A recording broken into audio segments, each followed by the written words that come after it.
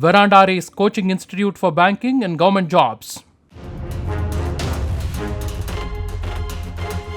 Reels எடுப்பதற்காக அரசு பள்ளியின் சுவற்றில் பெட்ரோல் குண்டை வீசியதாக புதுச்சேரியில் 4 பேரை போலீசார் கைது செய்தனர்.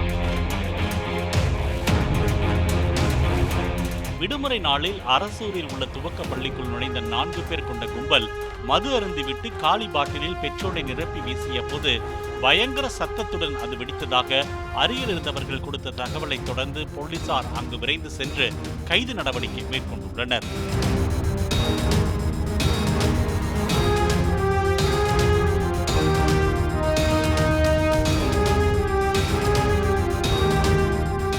Veranda Race Coaching Institute for Banking and Government Jobs.